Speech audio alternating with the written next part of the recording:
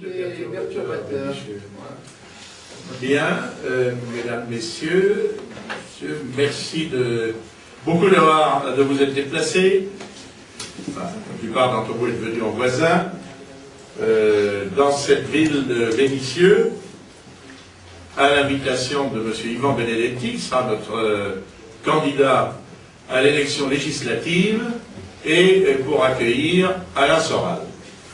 Peut-être Yvan a-t-il prévu de présenter Alain Soral, dont je crois pouvoir dire qu'il ne vient pas tout à fait les mêmes horizons intellectuels que moi. Nobody's perfect, qui est un essayiste, un des plus talentueux de sa génération. J'ai tendu un rayon.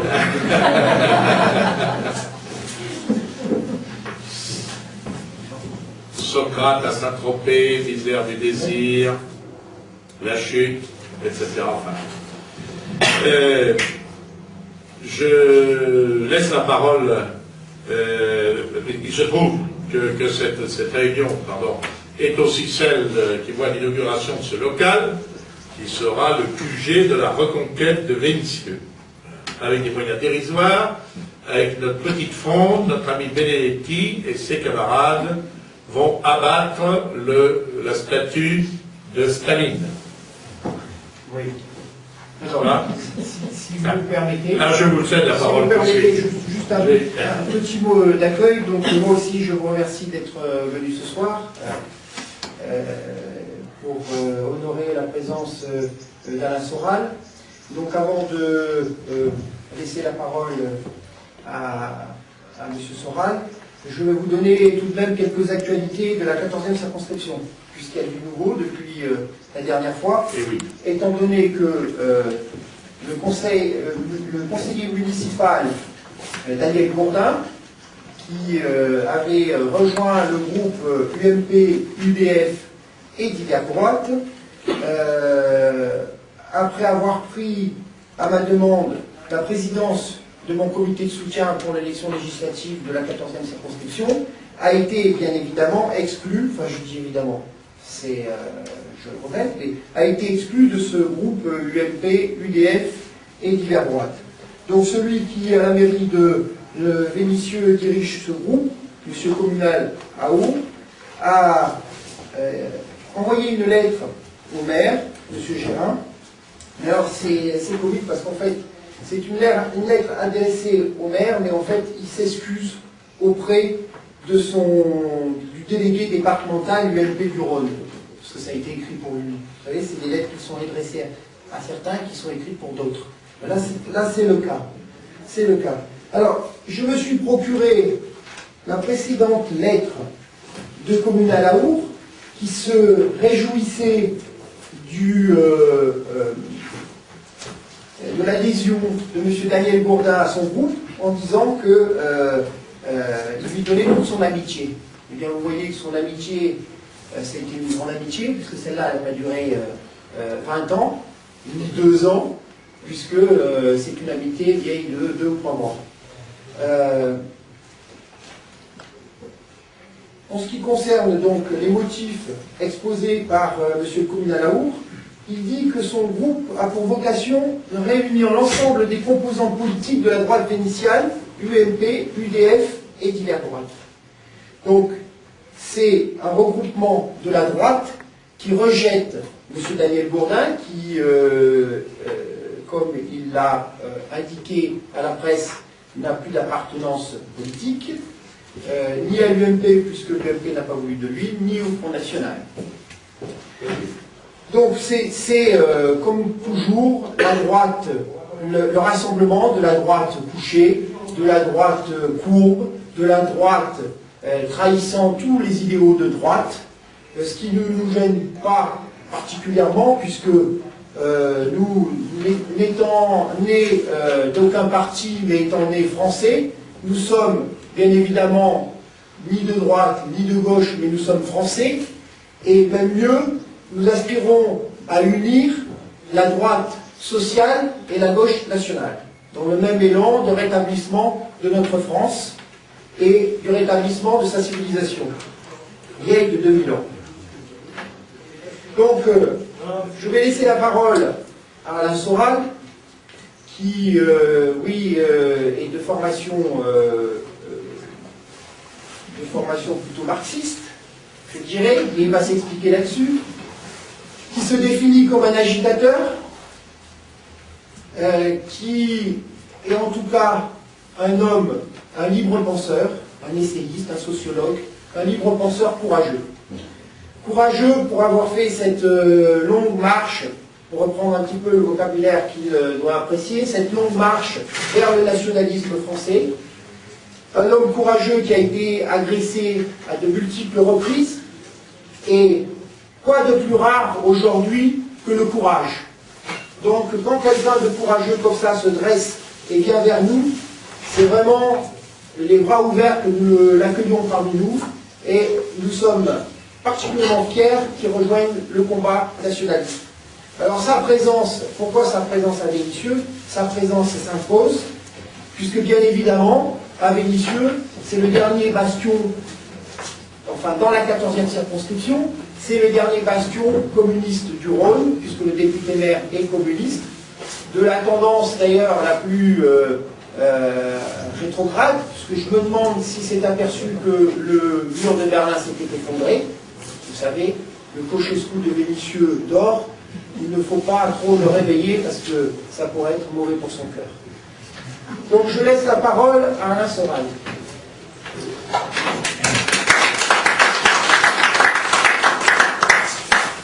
D'abord, merci de m'avoir invité.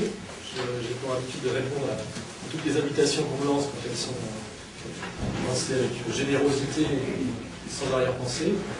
On m'a proposé un sujet du communisme au nationalisme, l'itinéraire d'un intellectuel français. Donc j'ai volontairement accepté ce canevas et je vais essayer de vous lire en mettant le ton cette petite allocution que j'ai écrite pour vous expliquer mon parcours et essayer de vous faire comprendre qu'il y a derrière une cohérence et une continuité, et qu'en réalité je défends toujours les mêmes idées avec toujours la même vision, simplement les choses ont changé et je m'adapte pour essayer d'atteindre toujours le même objectif. Voilà, donc je vais vous lire ça et après je serai content de répondre à vos questions. Donc pour commencer par le commencement, je suis un déclassé fils de notaire né en province et monté à Paris en famille au début des années 60. Mon père ayant fait de mauvaises affaires, j'ai passé mon enfance dans une cité dortoir pour ouvriers de chez Renault, comme il en florissait tant à l'époque. C'était le gaullisme et 30 glorieuses, une ambiance populaire, républicaine et saine, que je pourrais appeler la banlieue idéale. Je n'en ai que des bons souvenirs. À la classe de 6e, mon père sans argent, mais qui n'avait pas oublié ses origines bourgeoises et d'homme cultivé, a tenu à me sortir de la communale de banlieue pour que je me frotte au grand monde. Je me suis donc retrouvé, du jour au lendemain, au collège Stanislas, collège catholique de renom, dans un univers que je ne connaissais pas, entre le marquis de Saluces et l'abbé Béguin, pour ceux qui connaissent l'histoire du collège Stanislas. Formé de Gaulle. Voilà. Et Guilmer aussi, je crois. Je faisais tous les jours Meudon la forêt de Montparnasse à vélo. C'était un choc rude mais instructif pour moi. Je suis donc un atypique, fils de bourgeois déclassé, ayant passé son enfance au milieu des communistes dans une cité dortoir, mais allant au collège Stanislas, soliste soprane à la chorale de Stan, qui chantait notamment les messes à Notre-Dame devant le cardinal Marty. À l'adolescence, mon père, ruiné, quitte Paris. Je me retrouve donc adolescent à Grenoble, au début des années 70, ville pilote de l'extrême gauche, où je fais l'apprentissage de la culture psychédélique, dominante chez les jeunes en rupture de bande d'époque, musique pop, communauté, drogue. À 18 ans, mon père, qui fuit la justice en quittant la France, qui terminera d'ailleurs incarcéré à la prison de Chênebourg, dont il terminera le doyen et le bibliothécaire en chef.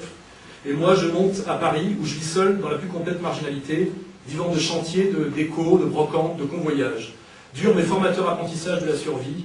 Nous sommes en 1976, c'est le mouvement punk, mouvement de révolte à la fois anti-bourgeois et anti-babacool, dans lequel je me retrouve complètement.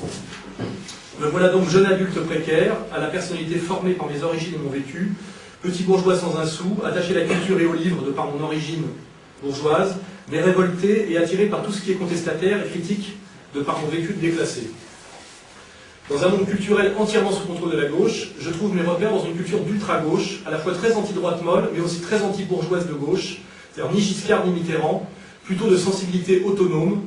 Je fais référence au mouvement autonome de l'époque, qui était un mouvement d'ultra-gauche proche de la Rote Armée Fraction, on va dire. Comme la plupart des marginaux que je croise dans les squats et autres lieux alternatifs qui me permettent de survivre en échappant au salariat. Une constante dans cette sensibilité, sans que je sache bien pourquoi, j'ai toujours été un fervent patriote, patriotisme qui s'ajoute chez moi à ma passion pour le sport, sport qui est le dernier endroit où on a le droit de vibrer pour la nation, pour l'équipe nationale, sans être suspecté d'être d'extrême droite. Je vous fais d'ailleurs cette remarque, à exploiter. Mon virage vers le communisme et le Parti communiste français se sera dû à deux facteurs.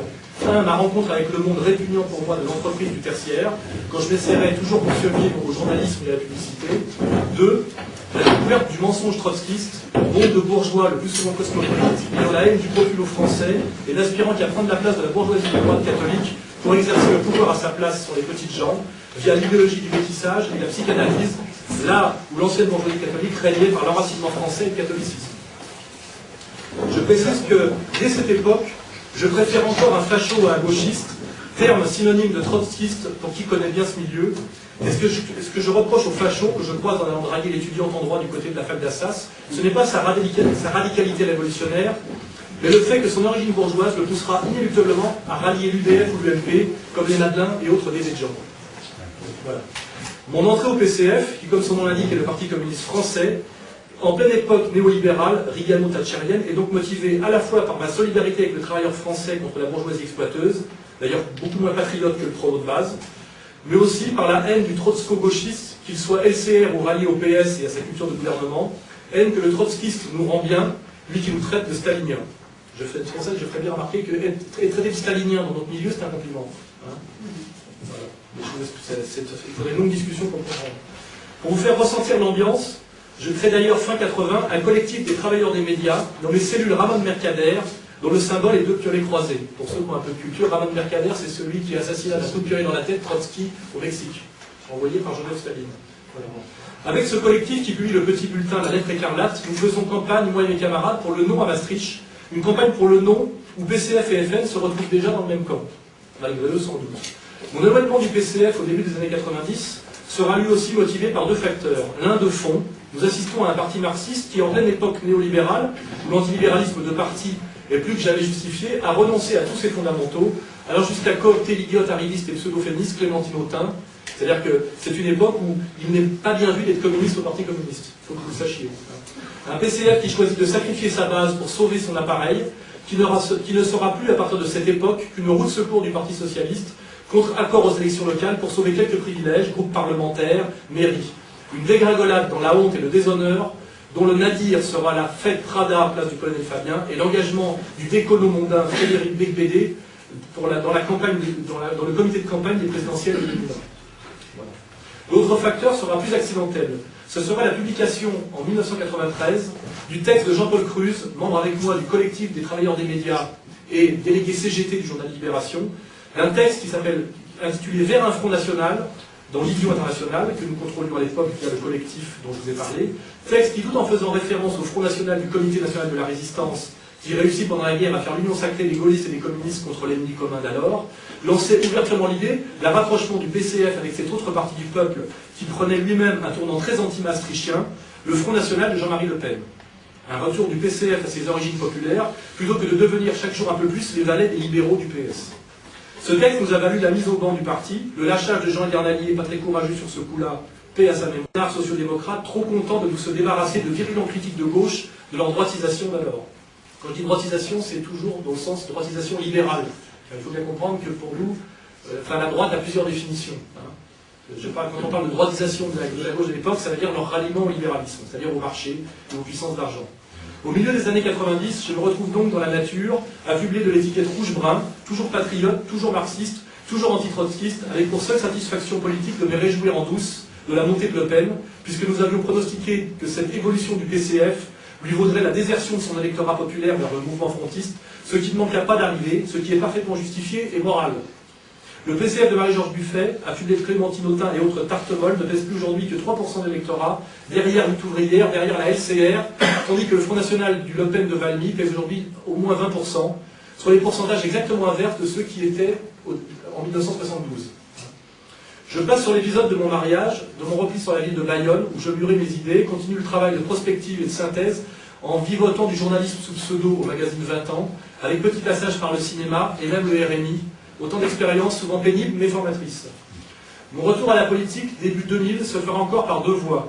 L'irruption du nouveau chevènement pré-national républicain qui rompt ouvertement avec le PS, un PS mûr pour le blairisme à la française, et la sortie en 2002 de mon pamphlet Jusqu'où va-t-on descendre, qui fait le bilan de 30 ans de trahison de tous les fondamentaux de gauche, là je parle de la gauche économico-sociale, et où je prends ouvertement le parti national-populisme contre le libéralisme libertaire. Livre prophétique qui connaîtra un grand retentissement et un appréciable succès de librairie pour mes finances en berne, puisqu'il coïncidera avec l'électrochoc du 21 avril et la présence au deuxième tour de l'élection présidentielle du candidat national Jean-Marie Le Pen. C'est lors de cette élection à deux tours que se produira non pas ma conversion, mais mon passage logique du PCF au FN. Puisque ce passage du PCF au FN correspond au contraire, comme cette allocution a pour but de vous le démontrer, à une constante dans les convictions et les engagements qui sont les miens, à savoir la défense par tous les moyens du peuple de France. D'abord, désireux de voter Chevènement au premier tour, je réalise assez vite que Chevènement n'a ni les épaules ni la liberté nécessaire pour aller au bout de ses convictions et qu'il rabattra pour Jospin au second tour. Intuition confirmée ces derniers temps par son ralliement à Ségolène pour 10 places aux législatives. Pour la première fois, je décide donc de voter Le Pen au premier tour et j'appelle mes anciens camarades communistes qui n'ont pas renoncé à leurs convictions anti-système à participer comme moi à ce vote révolutionnaire. Les résultats du premier tour me donnent raison et me redonnent espoir.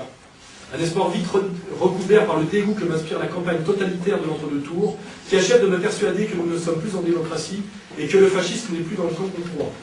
Après avoir voté Le Pen au premier tour par stratégie révolutionnaire, je vote donc aussi Le Pen au second par esprit de résistance.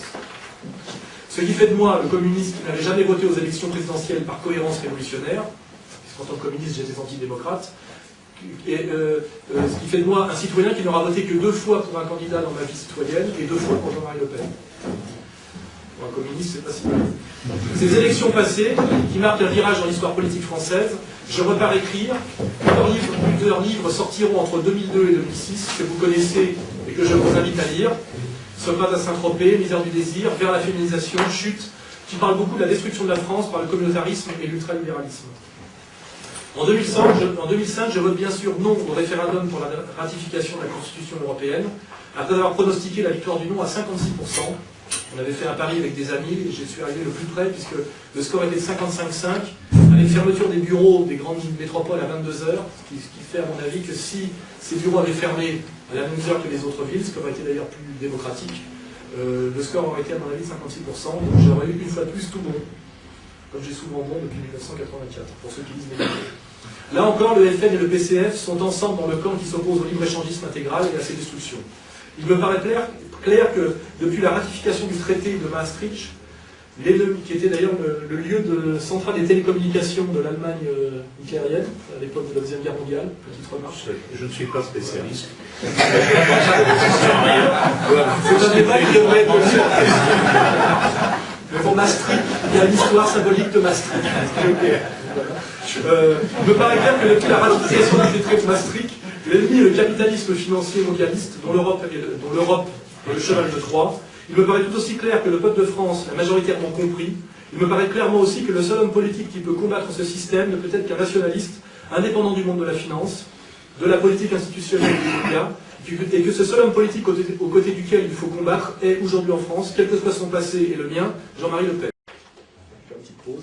Je peux lui donner le temps d'applaudir.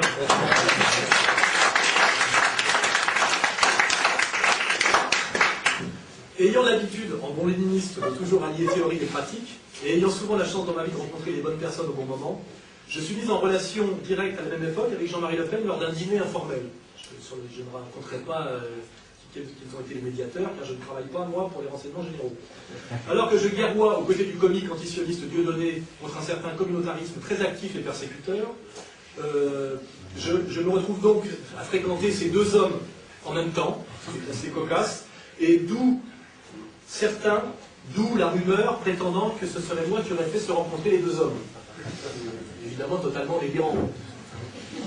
Voilà. Pour revenir à ma rencontre avec Le Pen, je suis immédiatement séduit par le bonhomme, son humanité, sa drôlerie, trait de caractère qu'il me semble nous avons en commun. Et après quelques échanges, je décide de rallier son comité de campagne où je côtoie Marine Le Pen et Olivier Martinelli. La suite, vous la connaissez, ce sera le discours de Valmy, mon coming out dans les médias afin de montrer à ceux qui pensaient m'outer que j'assumais ce ralliement, que certains ont pensé effectivement que j'en aurais peur. Ben non. Et ma situation amusante et coûteuse de seul écrivain et intellectuel de renom ayant rallié la campagne de Jean-Marie Le Pen, quand tant d'autres intellectuels réputés de gauche ont rejoint soit Ségolène, soit plus étrange encore, et là je pense à beaucoup de 68ards qui nous ont beaucoup donné de leçons, surtout à nous communistes, parce qu'il ne faut pas oublier qu'il n'y a pas plus anticommunistes qu'à gauchistes, ça aussi c'est quelque chose que vous devez savoir, et que tous ces anciens cadors des années 68 qui nous donnaient des leçons de défense du prolétariat, à nous gens du PCF, ils ont beaucoup rallié Nicolas Sarkozy, libre-échangiste et atlantiste américain, sans doute, peut-être, dans des questions de politique étrangère. Je ne rentrerai pas, je ne rentrerai pas dans les détails, mais je pense que ce débat aussi doit être libre. Voilà. Je terminerai cette allocution en vous parlant d'avenir, en vous annonçant notamment la création, par moi-même, d'une petite association qui s'appellera Égalité et Réconciliation, association nationaliste de gauche prenant la réconciliation nationale et se donnant pour but celui qui a toujours été le mien, créer l'union sacrée de la gauche patriote et de la droite anti-financière, afin d'atteindre le pourcentage électoral qui permettra au peuple de France de reprendre demain le pouvoir et le contrôle de son destin par les urnes. Je vous remercie d'avoir écouté cette brève allocution qui retrace dans ses grandes lignes le parcours d'un intellectuel français du communisme au nationalisme, sans aucun reniement et sans aucune trahison, et j'attends vos questions. Merci à vous.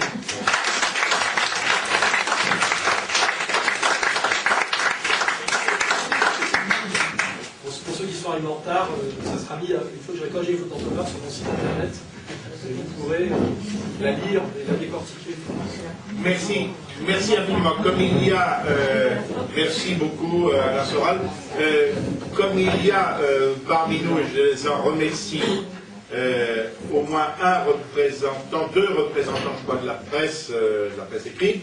Je les remercie d'être présents. Il va de soi que nous accorderons une priorité à leurs questions, et qui sont tout à fait libres. Il faut qu'ils soient tout à fait libres de leurs propos, comme M. Soral sera évidemment, ou M. Benedetti, libre de leurs réponses, et je demanderai donc à l'assistance de les laisser faire leur travail. S'ils souhaitent poser des questions, par conséquent, ils seront en quelque sorte prioritaires. Voilà. Mais tout le monde est invité, évidemment, à dialoguer avec Alain Soral. S'il y a des questions, n'hésitez pas.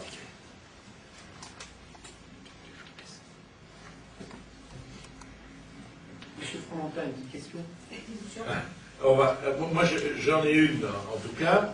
Mon cher Alain, qu'est-ce qu'il y a encore de pertinent pour vous dans le marxisme?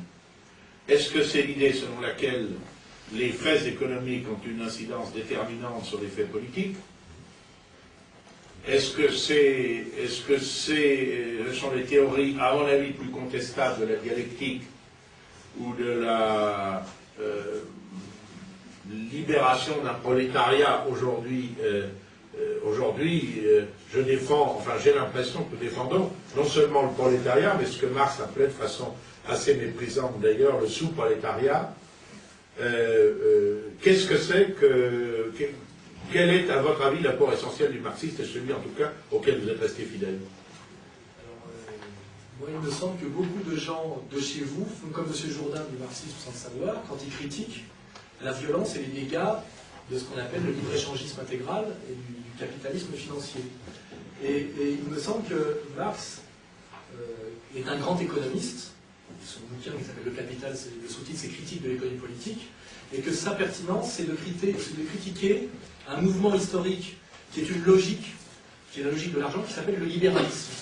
Libéralisme qu'il ne faut pas comprendre au sens de Le Pen, qui est la liberté d'entreprendre, mais libéralisme au sens de prise du pouvoir progressive dans tous les secteurs de l'humain, en commençant par l'économique, mais qui s'étend petit à petit vers le monde de la spiritualité, de la logique purement commerciale, et d'une logique dont le seul but est de générer du profit. Voilà. Et je crois que, de ce point de vue-là, le marxisme est un outil très utile pour tout le monde, et qu'il est dommage de s'en priver, parce que même aujourd'hui des Attali, des Minc, c'est-à-dire reconnaissent la pertinence de la critique marxiste. Et Marx avait notamment prévu la concentration du capital, et que cette logique amènerait la destruction du monde ancien, un monde de violence et de froideur, et une concentration qui serait à la fin mortelle même pour ce système-là. Et il me semble que sur la longue durée et sur beaucoup de hauteur, ces théories sont relativement valables. On voit aujourd'hui que tous les jours des sociétés, des entreprises qui étaient à l'échelle humaine sont concentrées pour lutter contre la concurrence, pour devenir des monstres de plus en plus abstraits, que le capitalisme financier n'a plus rien à voir avec l'entreprise, et même avec la création de richesses, mais est devenu une espèce de bulle délirante qui fait d'ailleurs très peur aux économistes performants. Je pense à M. Halley, qui est notre seul prix Nobel d'économie. Je pense à M. Todd, qui aujourd'hui fait des... Pour ceux qui ont lu son article dans Télérama, ce type-là pourrait vraiment rallier le Front National sur la ligne qui est la mienne, quand on voit la critique qu'il fait du libre-échangisme intégral. Et de ce point de vue-là, le marxisme comme outil critique de la violence capitaliste est très utile. En sachant en plus que cet outil vous est utile car le libéralisme en tant que monstre, ce que Hegel appelait déjà la bête sauvage, ça commence avec Hegel, a détruit la droite classique, la droite catholique patriote. En réalité, je crois que une des erreurs de la droite nationale, c'est souvent d'avoir choisi une alliance avec la droite d'argent contre le prolétariat. Or, en réalité, la droite d'argent a opéré une violence sur le prolétariat et s'est débarrassée et a liquidé, on va dire, c'est la droite chrétienne qui avait un problème avec cette pure logique d'argent. Et je crois qu'il faut savoir identifier ses ennemis. Et aujourd'hui, le Front National est bien la preuve, par son électorat même, une réconciliation des progressistes comme moi qui avouent qu'ils se sont trompés, notamment sur le messianisme prolétarien, mais ça on y reviendra. Mais il y a une union sacrée aujourd'hui, et l'électorat du Front le traduit, des progressistes qui avouent qu'ils se sont fait manipuler, et des réactionnaires qui avaient souvent raison et qui se sont parfois trompés d'ennemis. En réalité, le Front National aujourd'hui réunit des ouvriers, des petits patrons, des artisans, des commerçants, tous patriotes, c'est-à-dire avec quand même l'idée qu'on est un peuple qui a une culture, une origine, une langue, etc. Et que nos ennemis à tous, qui finalement nous ont opposés, ce qu'on appelle utilisé pour régner, sont ce que j'appelle moi les libéraux. Et il faut commencer par les ultra-libéraux, qui sont d'ailleurs dont le représentant en France est Sarkozy. Et on voit bien que votre histoire personnelle montre bien qu'il n'y a pas plus cruel envers la droite nationale que la droite libérale, que la droite d'affaires. Ils vous ont toujours manipulé, humilié, trahi.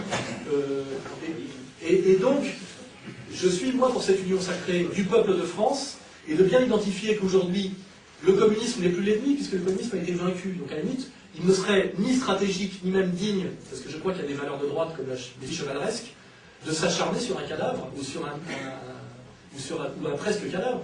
Aujourd'hui, le Parti communiste, malgré son histoire et sa puissance de réseau, est en dessous de la LCR et de lutte ouvrière. Ils sont à moins de 3%.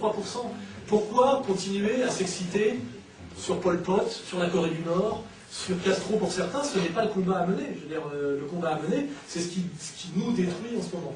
Donc voilà ma réponse. Quant à, pour donner quand même raison à M. Benjamin Point, effectivement, il y a dans le corpus marxisme un outil très utile qui est la critique de ce qu'on appelle l'extension de la logique libérale, qui au début touche la sphère marchande, mais à la fin touche la sphère de la spiritualité. Moi j'ai bien écrit dans mes livres qu'à terme, demain, les cimetières seront livrés à la spéculation immobilière, car il n'est pas normal dans une logique libérale que des espaces en centre-ville ne soient pas rentabilisés. C'est le cas aujourd'hui, avec la suppression des concessions permanentes. Et vous aurez des cimetières verticaux en banlieue, comme des parkings ou en sous-sol. Et d'ailleurs, je l'ai bien démontré que la mode de l'incinération, c'est pour réduire l'espace. Bien sûr. C'est une logique libérale. Et donc, il faut bien que vous identifiez et la suppression des concessions perpétuelles. Donc, la logique libérale est une destruction de la spiritualité. Elle commence par la sphère marchande, mais elle rend marchandise tout. Moi, je viens d'un domaine qui s'appelle le livre. Le livre, il y a encore 20 ans, était à la fois un objet marchand, mais un objet spirituel. Aujourd'hui, la logique marchande a détruit l'objet spirituel. Quand on invite un écrivain dans une émission de livre, on ne parle d'abord et avant tout de combien de livres il a vendu. Et le critère, c'est combien ce livre a rapporté. Ce n'était même pas comme ça à Vostroff à la fin des années 70. Donc, c'est là où le marxisme est pertinent. Et si vous vous intéressiez à Marx, vous découvriez des pages très élogieuses de l'Ancien Régime. Le meilleur moyen de le démontrer, c'est le grand philosophe marxiste Lukács, a dit dans un texte fameux que qui avait lu Balzac n'avait pas besoin de lire Marx parce que tout le marxisme était dans Balzac. Eh bien, Balzac qui écrit le plus grand roman bourgeois qui s'appelle La Comédie humaine, qui est la trilogie Le Père Goriot, Illusion perdue et Splendeur et misère des courtisanes, vous raconte toute la laideur de la bourgeoisie et toute son abjection. Or, il faut bien comprendre que cette description est une description qui est parfaitement progressiste. On le voit d'ailleurs avec le héros qui est l'Arthès, pour ceux qui connaissent. Hein. Et pourtant, l'auteur Balzac est un monarchiste. C'est-à-dire qu'il se dit, foutu pour foutu, c'était pas la peine de foutre dehors l'Ancien Régime pour mettre à la place la bourgeoisie d'affaires. Et c'est là où il y a réconciliation possible, et qu'on peut être un peu dans la finesse, c'est que moi, mon parcours, je l'ai expliqué d'ailleurs à De Benoît dans une interview que j'ai donnée dans Éléments. Je veux dire, moi, les catholiques traditionnalistes ne me gênent pas du tout. Ils défendent une spiritualité, un mode de vie relativement écologiste, une échelle humaine, ce ne sont pas les ennemis prioritaires. J'aurais pu les combattre il y a un siècle et demi, quand l'Église catholique était le bras, l'auxiliaire d'une certaine bourgeoisie, Troisième République, ou peut-être même d'ailleurs le catholicisme. Elle a perdu beaucoup de points par rapport à l'idéal des évangiles. Vous voyez, il faut voir les erreurs qui ont été commises. Mais moi, aujourd'hui, je n'ai pas... mes ennemis ne sont pas les monarchistes ou les catholiques intégristes. J'ai beaucoup de respect pour les monarchistes et les catholiques. Ils défendent un monde qui a du charme. Et ils sont profondément anti-libéraux. Ils résistent à ce monde de l'argent. Et je crois, moi, qu'il est nécessaire de faire l'union sacrée de tous les gens qui s'opposent à ce monstre ultralibéral qui est en train de détruire notre civilisation. C'est ça la priorité. C'est pour ça que je ne suis même pas hystériquement anti-musulman, car j'estime que les musulmans se battent aujourd'hui pour la spiritualité contre le monde du commerce absolu et qu'ils ne veulent pas de la pétasse occidentale. À la limite, je veux dire, quelque part, il y avait dans ma défense du foulard une idée qui devrait plaire aux catholiques. Nos femmes, dans nos sociétés à nous, étaient voilées il y a encore 50 ans, relativement. Se cacher les cheveux est une tradition catholique. Et il me semble que si on met de côté le problème de l'immigration et le problème de la délinquance, on pouvait même comprendre que ces Français de papier refusent cette social-démocratie marchande ignoble du string et de la pétasse et de la pornographie, et qu'en cela, ils ne sont pas totalement loin de nos idées. Voilà, c'était ça. J'ai souvent été mal compris. Alors après, pour donner mes raisons, M. Galish, effectivement, le prolétariat n'est plus la classe spécialiste qui sauvera le monde contre le libéralisme, parce que les rapports économiques ont évolué, parce que les couches moyennes salariées ont rendu plus confuses ces rapports classe contre classe, et je crois qu'effectivement, Arlette Laguiller, quand elle reste sur des fondamentaux qui correspondent à ce qu'on appelle l'époque du libéralisme concurrentiel, est totalement obsolète et ne maîtrise pas la réalité. Et c'est parce que sa grille de lecture est totalement obsolète qu'elle prétend à la bourgeoisie et qu'elle a, elle, ses 500 signatures assez facilement. Car quand on a un ou deux combats de retard, on n'est pas dangereux. Vous voyez, et quand on parle de patrons et de travailleurs, alors qu'on est aujourd'hui dans des rapports beaucoup plus complexes, alors aujourd'hui, beaucoup de petits patrons français sont des travailleurs. Et des défenseurs de travailleurs qui subissent la violence. Et c'est pour ça qu'aujourd'hui, je crois plus à l'union sacrée du petit patron et de son salarié, parce qu'ils travaillent main dans la main dans une échelle humaine, et souvent le petit patron se bat pour défendre les salaires, et leur ennemi, c'est le MEDEF. Je crois presque.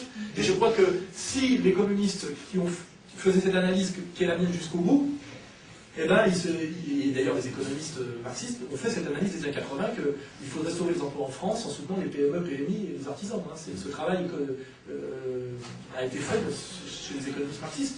Et effectivement, l'appareil a du mal à aller aussi loin parce que ça voudrait dire changer des alliances et perdre tout leur confort et redevenir un parti révolutionnaire.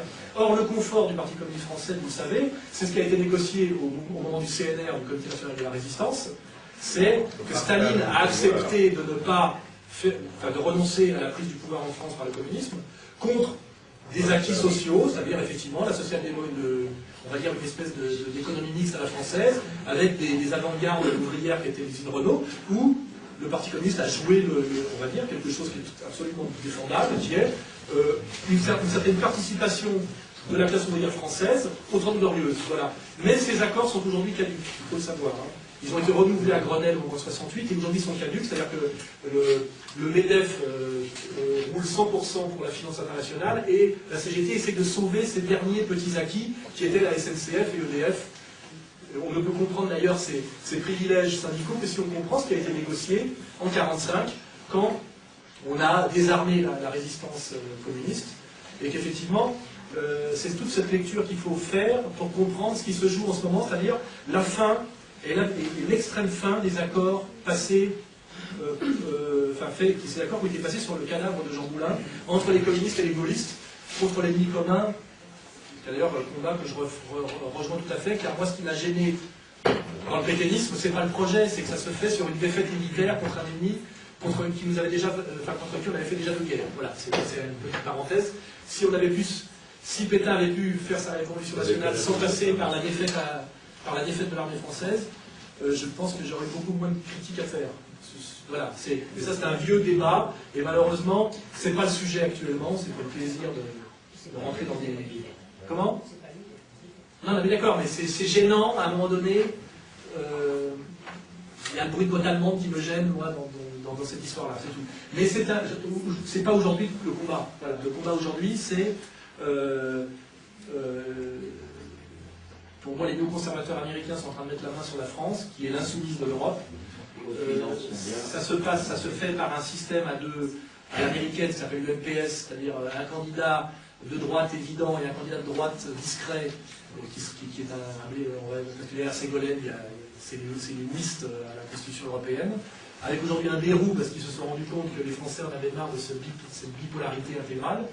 Et derrière ces 3 candidats du oui, cette abolition du premier tour et cette interdiction pour plusieurs candidats dans Le Pen d'avoir la signature, il y a les Soba de France qui est l'éternel rebelle, l'éternel modèle de la dissidence, et le destin de la France se joue en ce moment. Et pour moi, ce combat de la résistance et de cette insoumission au modèle néoconservateur américain et tout ce que ça implique passe aujourd'hui, et un communiste honnête ne pourrait le nier en son indépendance, la candidature de Jean-Marie Le Pen, car il est seul le candidat sérieux du non de la Constitution européenne, du non au libre-échangisme intégral, du non à cette Europe qui est en fait le cheval de Troie du mondialisme marchand, de l'Organisation mondiale du commerce, mais du FMI. Il est le candidat de la défense de quelque chose qui s'appelle le Quai d'Orsay, d'une politique équilibrée notamment au Moyen-Orient. Et c'est pour ça qu'aujourd'hui, je n'ai aucune doute à avoir rallié dans le cadre de l'Union patriotique la candidature de Le Pen, car je crois que Le Pen incarne aujourd'hui la résistance et je veux dire cet esprit français qui passe autant par Jeanne d'Arc que par De Gaulle. C'est-à-dire qu'à un moment donné où un homme se dresse pour dire non à quelque chose qui est plus fort que lui et qui veut l'écraser. Et voilà pourquoi je crois, moi, de ce point de vue-là, à l'Union patriotique, et que je crois que l'Union patriotique, c'est celle-là. Voilà. Avoir répondu longuement. Merci. Merci beaucoup. Aujourd'hui, le communisme et le marxisme en général, ça a disparu. Et en fait, dans les rapports qui encore en France entre, par exemple, les travailleurs et les patronats, on est toujours dans cette lutte des classes. Parce que vous parlez d'une alliance entre les travailleurs et les petits patrons, par exemple. Mais encore, dans ce qui défend encore aujourd'hui les travailleurs, on est encore dans un modèle horizontal de lutte des classes. C'est compliqué d'avoir les syndicats, il y a pas de la représentativité des syndicats, qui représentent entre 7 et 8%, et la lutte des classes, il y a des théoriciens marxistes très intelligents, qui sont d'ailleurs souvent marginaux par rapport au PCF. Le PCF a viré les intellectuels du PC systématiquement depuis les années 80, parce qu'il fallait évoluer et muter, et donc se mettre en danger au niveau de l'appareil. Il y a notamment un grand théoricien marxiste qui s'appelle Michel Pouskar, je me réclame. Qui existe actuellement. S'il ne correspond pas cette idée de syndicat contre le patronat dans les négociations et tout ça. Donc même si je suis d'accord avec vous, le modèle en lui-même, ça ne correspond plus à la réalité, mais concrètement, quand les gens veulent se défendre, ils sont obligés de rentrer plus ou moins dans ce modèle-là. Oui, ça c'est toujours lié au CNR, au fait qu'on a choisi des syndicats qui sont des gens représentatifs, mais ça c'est autre chose. Aujourd'hui, l'électorat de Ségolène Royal, c'est quoi? Ce sont des salariés qui touchent au-dessus d'un certain niveau, beaucoup de fonctionnaires, mais des fonctionnaires de haut niveau. On voit bien que si on regarde la représentation sociologique, il y a toujours, et ça aussi c'est du marxisme, il faut toujours faire la sociologie des mouvements politiques. Les idées sont toujours sous-tendues par la gamelle, c'est-à-dire de comment je fais pour gagner ma vie. Et là on voit bien que l'UDF et le PS sont très proches, ce qui explique, toujours dans l'analyse marxiste, l'émergence d'un verrou. Le verrou n'a pas beaucoup de travail à faire pour réunir ces gens qui sont en fait le centre. Et le centre, c'est les couches moyennes salariées en termes économiques. Hein. Et on voit bien qu'aujourd'hui, ceux qui souffrent du système et qui en sont en fait à la périphérie, dans un cercle, ce sont les petits patrons, les artisans, les ouvriers précarisés par le chômage, l'immigration sauvage, etc. Et qu'aujourd'hui, on a une situation qui est circulaire. On a des gens qui sont rejetés à la périphérie et ceux qui sont dans le confort du ventre mou. Et là, on peut retrouver des actionnaires, des salariés, des fonctionnaires. Ce sont des gens qui profitent de cette société à deux vitesses. Hein, il y a les esprits de la croissance, on va dire. Et c'est pour ça qu'aujourd'hui, un petit patron est aujourd'hui un travailleur précarisé. Hein, parce qu'on sait en plus que s'il dépose le bilan, il n'a pas droit au chômage.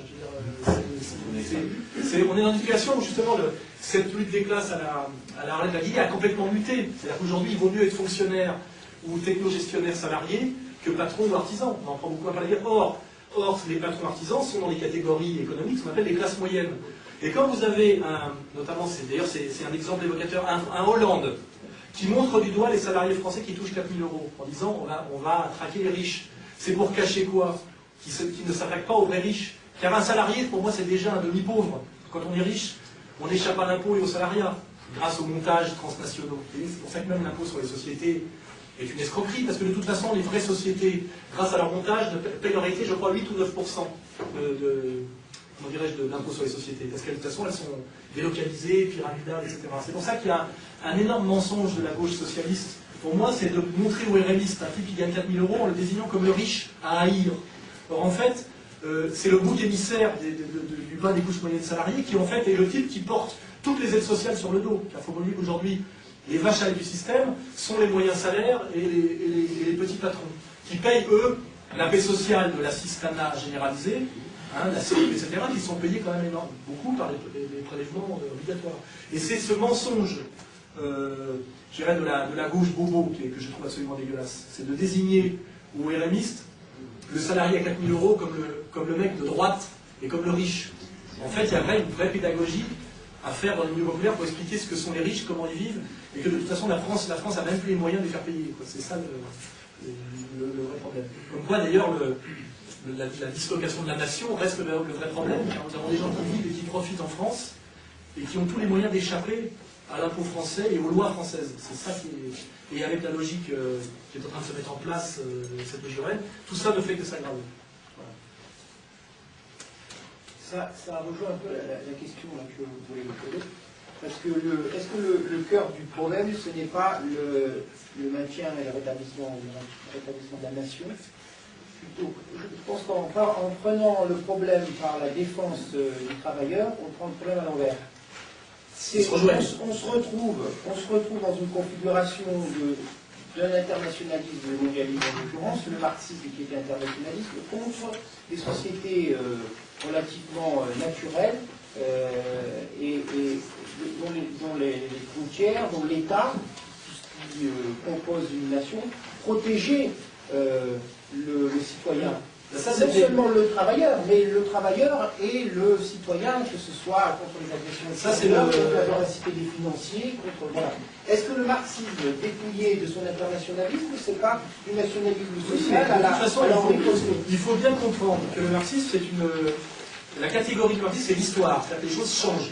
Marx, excusez-moi, il est mort dans les années 1880, il n'a pas vu la révolution russe, il n'a rien vu de tout ça. Moi, quand j'ai dit aux journalistes comme une boutade, si Marx aujourd'hui était vivant, il appellerait voter Le Pen, c'est pas du tout une boutade, c'est la réalité d'un type qui continue je continue à réfléchir. Aujourd'hui, et c'est là où Martinez est très pertinent quand il parle d'alternationalisme, aujourd'hui, aussi bien on a pu critiquer le nationalisme impérialiste du 19e siècle, car il générait de la violence, et notamment des guerres entre nations européennes qui ont conduit quand même l'Europe à perdre le leadership mondial. C'est-à-dire que nous avons, par notre bêtise quelque part d'Européens, en nous entretuant dans l'Irlande, donné le leadership aux États-Unis d'Amérique. Nous sommes le leadership, même au niveau économique, hein, nous sommes surendettés, nous sommes tués nous-mêmes en nous battant entre Allemands, Français, Anglais. Mais aujourd'hui, c'était ma conférence qui a inauguré le congrès la convention de Lille, qui est sur mon site internet. Aujourd'hui, on se rend bien compte que la nation est un concept progressiste. Car il d'abord, il n'y a plus de risque de guerre entre les nations d'Europe, aucunement. En revanche, il y a des risques aujourd'hui de guerre civile à l'intérieur des nations par la montée des tensions communautaires. Et en réalité, aujourd'hui, la nation, la citoyenneté le nationalisme au sens assimilationniste est le meilleur moyen de lutter contre les dangers de guerre civile. Et là, Chevènement avait été à la fois bien positionné et avait quelque part créé le marchepied qui m'a amené vers Le Pen. c'est qu'il a bien rappelé que les idées de nation sont des idées de gauche en France. C'est la Révolution française qui a l'esprit de Valmy, dans lequel vous pouvez vous reconnaître sa mère, c'est-à-dire que le nationalisme, contrairement d'ailleurs au nationalisme allemand, n'est pas une notion en France de droite, c'est une notion de gauche. C'est pas une notion racialiste, c'est une notion de solidarité citoyenne. Il suffit d'écouter la Marseillaise. Aujourd'hui, la Marseillaise, si ce n'était pas comment dirais-je, l'hymne national français, serait interdit comme chant d'extrême droite. C'est une évidence. D'ailleurs, c'est la citation à la haine raciale, elle est tâchifiquement pure. Quoi, ces cohortes étrangères feraient la loi dans nos foyers, etc. C'est d'ailleurs très Giscard voulait en faire une valse viennoise. Sang impur. Tout ça, c'est-à-dire que ces idées se déplacent. Sang pur et sang impur, c'est pas bon non plus. Ce qui est sûr aujourd'hui, c'est que la nation est le seul outil que nous ayons pour protéger notre culture, nos acquis, notre civilisation. Et d'ailleurs, Emmanuel Todd, qui est un économiste intéressant, parle à la limite de, comment dirais-je, de protectionnisme européen. C'est-à-dire qu'il est sur cette idée d'alliance des nations européennes historiques pour créer un marché européen dans lequel pour nous protéger de la violence mondiale, c'est-à-dire de la montée de la Chine, de l'Inde, de la manière dont les États-Unis d'Amérique se servent de nous. Le destin qu'ils nous proposent, c'est d'être l'Argentine, c'est-à-dire de payer les pots cassés à leur place. C'est quand même ça le projet. Et c'est très fort de cette analyse-là. Je crois que nos pires ennemis sont les États-Unis d'Amérique, pour des raisons simplement qu'eux jouent leur carte à eux, leur partition. Ils veulent sauver le pouvoir d'achat des couches moyennes salariées américaines qui vivent 20% au-dessus de leur niveau réel, et ils le font sur notre dos. C'est pour ça que pour moi, je le dis simplement, pour moi, Nicolas Sarkozy est soit un idiot, soit un traître. Il est en train de... Les deux traîtres, hein. Les deux. Balzac avait une expression, il disait ni crétin ni canaille. Je pense qu'il est plus canaille que crétin. Mais bon, l'ennemi est là, le danger est là. Hein. Pour moi, c'est même pas Marie-Georges Buffet, c'est pas. C'est de savoir si nous allons passer entièrement sous contrôle américain via l'Europe et si nous allons être le glacis qui va servir d'amortisseur dans la lutte que tu es en train de mener, l'Amérique, avec l'émergence d'un nouveau pôle très puissant, peut-être eurasiatique, mais en tout cas asiatique, ça c'est sûr, avec l'émergence de la Chine, de l'Inde. On va l'avenir avec eux, hein, parce que non, en ce moment. Pour l'instant, nous, on est en train d'être écrabouillés dans ce truc-là, et le peuple de France, qui a souvent du bon sens, et ça aussi c'est marxiste de penser que la base comprend plus vite que les élites, parce qu'elle prend les coups réellement dans la gueule. La base a bien compris par le non à la ratification européenne, malgré le matraquage médiatique, que tout ça était mauvais pour elle. Je ne pense pas que, contrairement à ce qu'a dit Serge July, que le peuple de France a voté non à la Constitution européenne parce qu'il était bête.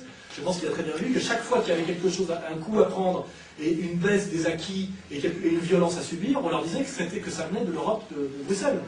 Hein, il y a du bon sens. À un moment donné, on s'est dit, si tous les coups viennent de là, il faut peut-être arrêter de leur déléguer nos pouvoirs, puisque effectivement, vous dites, on ne peut pas baisser la TVA de la restauration à 5% parce que Bruxelles ne veut pas. Oui, mais c'est qui Bruxelles? On ne les a pas élus, ces gens-là. D'où sortent-ils? Et quand on voit que Pascal Lamy, qui était le bras droit de l'or, qui était un des pontes de cette Europe de technocrates qui ne passe jamais par le suffrage universel, aujourd'hui est le patron de l'Organisation mondiale du commerce, on voit bien que ces gens-là sont ni plus ni moins les agents américains. Moi, je veux bien faire l'Europe des peuples et l'Europe des nations, et cette Europe-là est l'Europe de la liquidation de l'Europe que vous aimez sans doute vous et qui ne me gêne pas tellement non plus. En 80, maintenant, on était contre Maastricht, on nous crachait dessus. Non mais là-dessus, le FN et le PC étaient ensemble. Sur ces fondamentaux économiques et sociaux, parce qu'il y a des fondamentaux pour moi, aujourd'hui les élections présidentielles, c'est de savoir qu'il y a 3 candidats du oui qui pèsent 45% de l'électorat français, c'est ceux qui étaient pour la ratification, et c'est et Sarkozy, bon, ouvertement, parce qu'il a dit qu'il ferait ratifier par le Parlement, un truc simplifié, c'est-à-dire qu'il va nous la coller en force. Hein.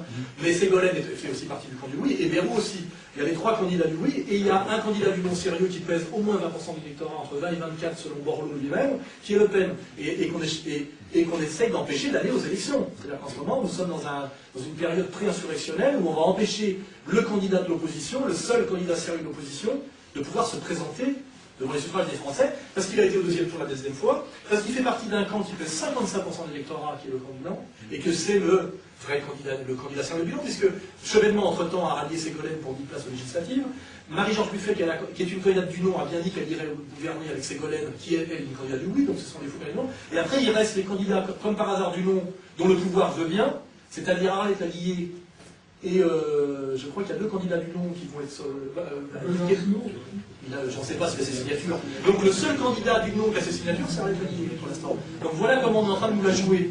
Hein, nous aurons... Il n'a pas sa signature pour il a des candidats du non qui ont leur signature, il n'y a qu'un réveillé. C'est-à-dire qu'on va avoir une élection où les représentants du oui, qui ne pèsent que 45% de l'électorat, auront et Sarkozy, et Ségolène et Bayrou, qui d'après les sondages pèsent plus de 110% de l'électorat, parce que là, nous les avons tous à plus de 30%. Quand on fait l'addition, on est à 200%. Aucun candidat n'a fait 30% depuis De Gaulle, et on nous fait croire qu'un Sarkozy peut faire 30% au premier tour. On se fout de notre gueule. Hein. Le ticket du deuxième tour, c'est entre 20 et 22, on a dit. C'est pour ça que je suis très inquiet pour les signatures de Le Pen, parce que je crois que Le Pen serait premier du premier tour s'il était candidat, et que c'est ça que le système, on va l'appeler le système, ne veut pas. Hein. Moi, je suis très inquiet. Et ceux qui croient que quand Sarkozy déclare en Figaro qu'il est très embêté que Le Pen ait signature, je crois qu'il y a un double langage intégral et qu'on est en train de se faire rouler dans la farine complètement. Hein, voilà. Donc on est dans une élection présidentielle, dans une vieille démocratie du monde, où il y a 3 candidats du non qui pèsent 45%, et le candidat majoritaire du oui sera finalement avec l'allié. Et là, voilà. Parce qu'on aura empêché Le Pen d'y aller. C'est-à-dire qu'on est là, je crois qu'on est en train d'assister à l'abolition du suffrage universel. Hein, c'est un petit en septembre qui va arriver en France. C'est un petit peu le sens de la question que je voulais poser. Aujourd'hui, on voit que le pouvoir est confisqué, puisque les élites s'apprêtent à faire repasser la Constitution par la voie parlementaire. Et on sait que le Parlement était d'accord pour voter à 92 ou 13%. C'est pareil dans toutes les autres pratiques au niveau de tous les grands pays d'Europe. Quelle serait pour vous la meilleure organisation pour rendre la parole de manière efficace au peuple? La meilleure organisation de la représentativité parlementaire? On sait que c'est la proportionnelle, la démocratie référendaire, bien sûr. D'ailleurs, Chirac a voulu l'essayer une fois avec la Constitution, ils étaient sûrs que ça serait oui, parce qu'ils avaient tout l'appareil financier et médiatique pour le oui. Et c'est là, moi, où je me suis réconcilié avec le peuple de France, et je me suis dit que le peuple de France, malgré la menace, je ne sais pas si vous vous rappelez le niveau de menace de la incroyable. On avait dit en gros qu'on allait retourner à la télé en marée blanc, que c'était Ceausescu, etc. Et les Français ont eu le courage, malgré les injures, les menaces, climat de terreur, médiatique ou politique, ils ont eu le courage de voter non à 55%, ce qui est énorme. Ça veut dire que le peuple s'est réveillé. Et c'est pour ça que je crois que le 21 avril, le nom de la Constitution, le troisième temps, c'était Le Pen, là. Je crois que le système ne veut pas du candidat Le Pen, parce que je crois qu'ils ont compris que le peuple, qui ne répond pas aux sondeurs, parce qu'il a bien compris ce qu'il fallait se faire, s'apprête massivement à voter pour Le Pen au premier tour. Et moi, je suis de ceux qui pronostiquent, si Le Pen a ses signatures, qu'il sera premier du premier tour avec 24. Hein. Parce que je crois aux fondamentaux. Je crois que le reste, c'est de la poudre aux yeux. Je crois que les Français qui ont voté 55% non à la Constitution européenne sont encore plus inquiets et encore plus envie de voter non que hier, parce qu'entre-temps, il y a que même le fleuron de la coopération européenne qui est le ADS va nous mettre 10 000 salariés sur le tapis. Je veux dire, la désindustrialisation de la France s'aggrave. La non-représentativité des syndicats et des médias s'aggrave, puisqu'on peut parler des syndicats qui représentent 7,8% des salariés, on peut parler aussi du poids d'un journal comme Le Monde et Libération, qui sont soi-disant les oracles de la pensée en France, et qui nous vendent à peine 100 000 exemplaires, en les distribuant dans les avions et en les mettant sur les comptoirs de liberté. Ces gens-là ont perdu toute légitimité. Je veux dire, on est dans une période de l'histoire de France qui est très, très étrange et qui est une période de basculement et de rupture. Et d'ailleurs, l'épisode des signatures est très révélateur, hein, que Le Pen puisse pas avoir ses signatures. Alors ça choque tout le monde officiellement. Même les journalistes qui sont là, les rares, personne ne m'a dit il serait normal que Le Pen n'ait pas signature, c'est bien fait. On m'a dit ça serait un scandale démocratique incroyable. Moi, il se trouve que j'ai donné une semaine de mon temps pour aller les chercher sur le terrain, j'en ai ramené 2. J'ai fait ce travail-là. J'ai pas vu beaucoup de journalistes bien pensants penser que c'est un scandale, mais faire quoi que ce soit pour que Le Pen les ait. C'est-à-dire qu'il y a une percufferie énorme. C'est que tous ces gens qui disent que ça serait un scandale qui les ait pas, sont en douce très contents qu'ils ne les aient pas et surtout ne mettent pas une fois de plus sur leur acte en accord avec leurs pensées. Sinon, ils iraient un peu sur le terrain. Alors moi, je peux vous dire que j'y suis allé sur le terrain, c'est très dur, Le Pen n'a pas ses signatures, je ne crois pas du tout que Sarkozy va lui les donner. Non. Je n'y crois pas. C'est parce qu'on vérifie sur le terrain. Hein. Oui, et qu'on va vers une situation où Le Pen ne va pas pouvoir se présenter à cause de quelque chose qui normalement est une formalité administrative, qui est quelque chose qui mérite... Très grave. Oui, après... ce sont de fausses élections. Alors, je crois qu'aux États-Unis, ils ont trouvé une solution encore plus radicale qui est le vote électronique. D'ailleurs, ça vient en France, il faut le savoir. Hein. De toute façon, moi j'ai dit, parce que je suis un peu prophète et un peu provocateur, que les dernières fois qu'on a voté, c'est au référendum. Et qu'on ne votera plus. C'est fini. Le système a compris que les Français votaient mal, et que de toute façon, systématiquement, les élections sont truquées dorénavant. On le voit, parce que c'est une élection 100% Le Pen candidat, c'est élection truquée. Ils sont en train de mettre en place le vote électronique. Et j'ai entendu un sujet l'autre jour en disant, il y a des gens qui prétendent que c'est truqué, ça ne peut pas être truqué puisque c'est validé par le ministère de l'Intérieur. Se fout de la gueule de qui? Il y a le tampon du salaire, donc c'est pas truqué. Voilà, enfin... Est-ce que tu ne penses pas que si c'était le cas, ça aurait des conséquences pour les législatives qui suivraient, c'est-à-dire des conséquences plutôt bénéfiques, c'est-à-dire que les gens qui se sentiraient lésés au présidentiel auraient une certaine tendance à se ranger aux législatives? Moi, je crois un truc, c'est que le système, je crois que le système existe, ne contrôle plus la situation, et qui joue, et qu'à la limite, il y a une brutalité aujourd'hui du système, c'est que chaque coup gagné est un coup gagné, c'est-à-dire qu'il n'y a plus de stratégie, il n'y a que de la tactique. Le Pen n'est pas là, eh ben il n'est pas là. Je veux dire, et après de dire on se vengera en législative, je veux dire, on ne sait pas, c'est un mois après, des fois il y a, genre, les Français n'ont pas assez faim pour descendre dans la rue, il n'est pas là, les médias sont là pour dire qu'il n'a pas voulu y aller, qu'ils n'ont pas fait ce qu'il faut pour que ceci, que le seul sujet que j'ai vu c'est qu'on avait filé de l'argent à un maire pour ce... Enfin, je veux dire, comme si c'était emblématique du problème, alors c'est strictement pas représentatif du problème, c'est tout le contraire. C'est que chaque signature a coûté 150 000 € quand on voit les frais de l'administration nationale pour les obtenir. C'est ça la réalité, vous voyez. Donc, avec la puissance des médias, avec la puissance du système, avec sa peur de la révolte du peuple de France, je pense qu'ils se disent les élections législatives sont un mois après, il y a souvent l'union, comment dirais-je, l'état de grâce, on communiquera derrière, un coup de gagné c'est un coup de gagné, il navigue à vue, je veux dire, donc ce genre de truc, on les punira derrière, ou de toute façon les gens vont descendre dans la rue, etc. Pour moi, les signatures, on les a ou on les a pas, tout le reste, c'est de la littérature. Et surtout qu'on ne maîtrise pas. Est-ce que notre peuple a encore la capacité de se révolter? Je ne sais pas. Vous ne maîtrisez pas du tout les effets du découragement. Vous ne maîtrisez pas du tout les effets de la lassitude qui peut s'emparer de... Il n'y a pas dans la loi de l'annulation et puis de l'effet cumulatif pour nos adversaires, pour au moins une partie de nos adversaires à ce moment-là, puisque par définition, nous n'avons plus des adversaires dans la compétition, de leur victoire. Or, il y a toujours une prime aux législatives quand elles suivent immédiatement la présidentielle, il y a toujours une prime pour le vainqueur de la présidentielle. Bon, par le fait d'un autre réflexe, qui n'est pas absurde d'ailleurs, qui veut que les Français... quand ils ont élu un chef de l'État, c'est quand généralement lui donne une majorité pour gouverner, pour voir. Bon, donc, sans oublier de ne pas oublier il ne faut pas du tout spéculer là-dessus. Et puis quelqu'un qui n'a pas les signatures, n'a pas 5%, il n'a pas de remboursement de ses frais de campagne. Excusez-moi. Mais on va aussi vers peut-être la ruine du Front National. On va vers la vente du siège, on va vers... Et tout ça, les adversaires se disent que c'est gagnant-gagnant. Oui, la riposte du peuple de France. Ce qui est certain, avec le loto, Star Academy et les aides sociales, je pense qu'il y a longtemps, depuis le temps qu'on met les gens dans la rue au chômage, depuis le temps qu'on désindustrialise la France, etc., n'empêche que le système tient toujours. Et moi j'ai vu ça démarrer en tant que communiste dans le nord de la France au début des années 80. Et ben je peux vous dire qu'on est en 2007 et ça tient toujours. Hein. Et n'oubliez pas qu'un type qui est précarisé devient dépressif, il sort du monde social, il ne vote plus. N'oubliez pas ça. Donc il est décitoyennisé, il est transformé en animal, car on parle beaucoup des sans-papiers, parce que ça fait plaisir au mouvement antiraciste, mais les SDF français qui ont été jetés dehors par la liquidation de l'ancien bastion industriel du Nord, ces gens-là sont des animaux aujourd'hui, ce ne sont plus des êtres humains, c'est-à-dire qu'ils ne votent plus, ils ne sont plus sondés, et le système joue aussi là-dessus.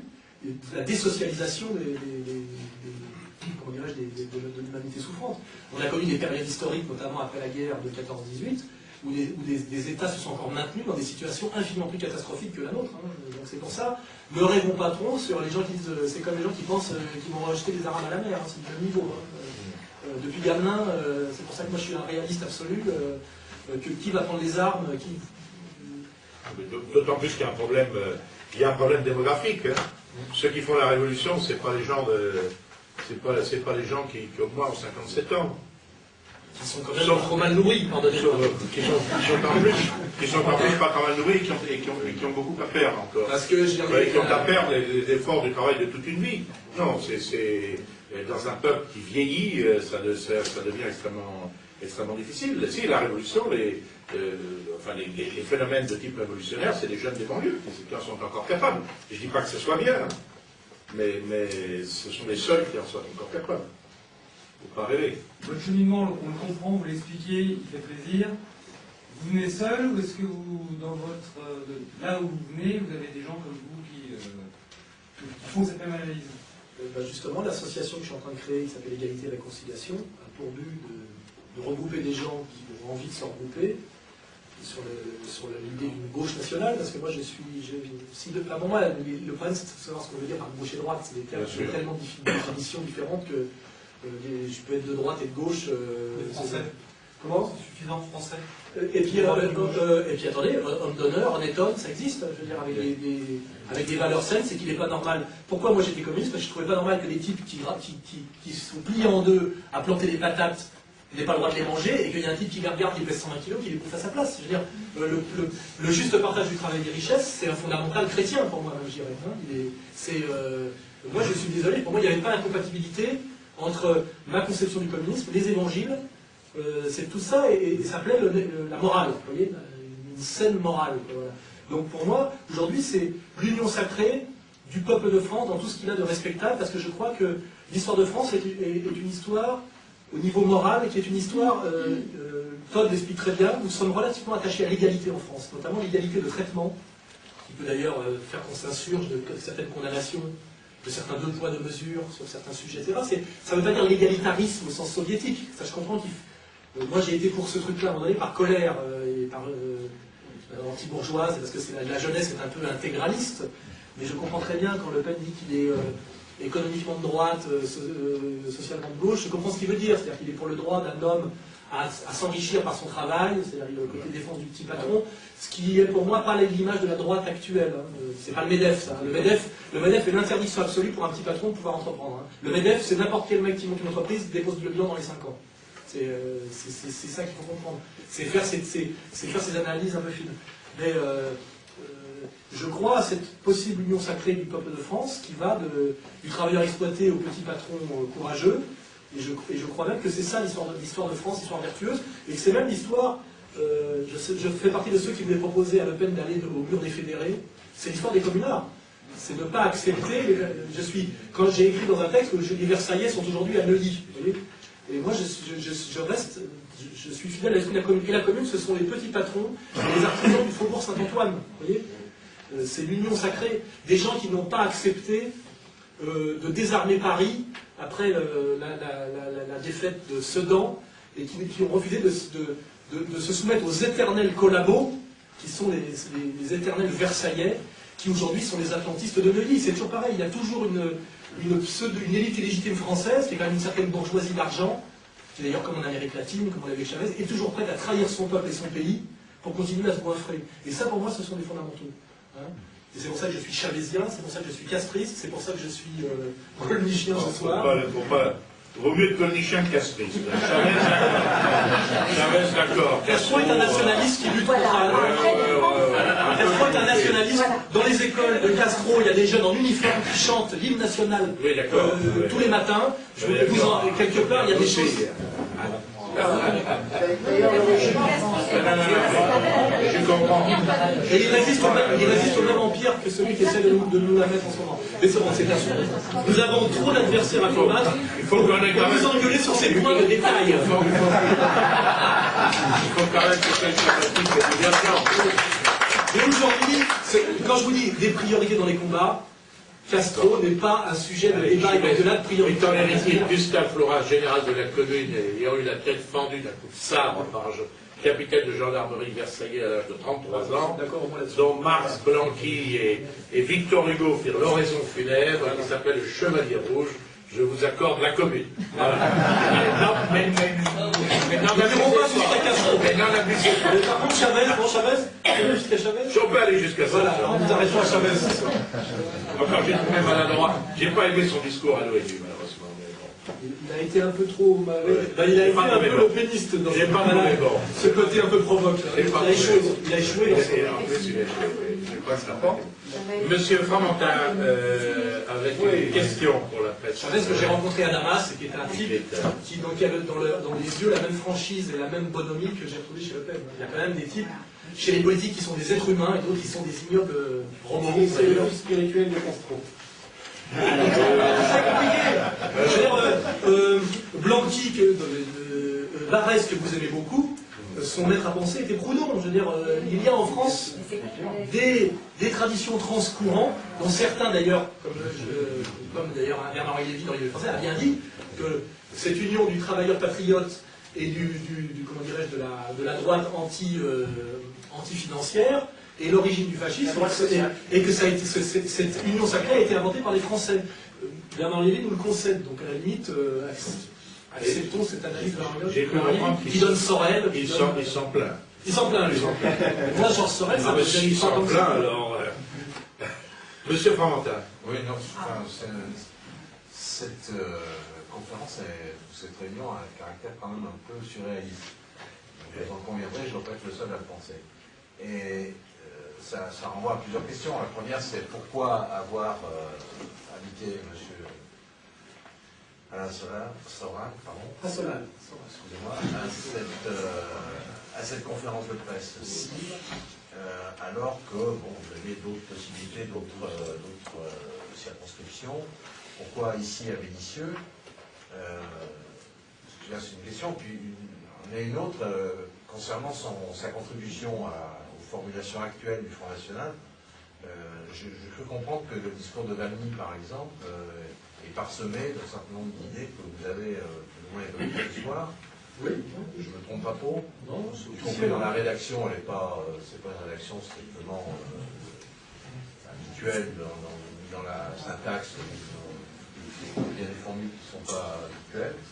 Donc, enfin bon, pour faire les choses dans l'ordre, en termes d'apport à cette campagne dans cette circonscription, qu'attendez-vous des propos de M. Soral? Oui, alors, oui, je vais répondre au premier aspect de la question, parce que je suis à l'origine de l'invitation de Alain Soral ici sur Vénissieux.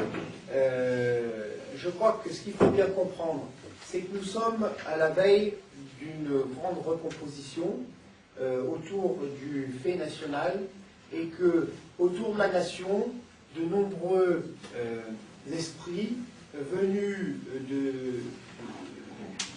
ayant suivi un itinéraire différent vont pouvoir converger. Et nous a bien expliqué Alain Soral, en ce sens que le Parti communiste qui vient de plus de 25% s'est vidé de toute sa substance, alors que le courant national et nationaliste, lui, n'a fait qu'augmenter. Donc c'est évident qu'ici, dans une terre historique du communisme, celui qui est le mieux à même de parler à ce petit peuple de France qui se trompe encore en croyant que le Parti communiste va le défendre, celui qui est le mieux à même de parler le vocabulaire de ces gens-là, c'est quelqu'un comme Alain Soral qui a fait cette démarche que nous voulons voir suivie par de nombreux concitoyens, et ici surtout sur Vénissieux. Parce que là, ce qui est quand même un petit peu surprenant, c'est qu'on a M. Golnisch qui fait figure là d'historique du Front National entre deux personnes dont on ne peut pas dire qu'elles aient un itinéraire tout à fait historique au sein du Front National. Donc, est-ce que... Réconciliation du peuple de France face à un danger qui nous menace tous, en faisant... Si je poser la question, ça serait agréable, chers collègues.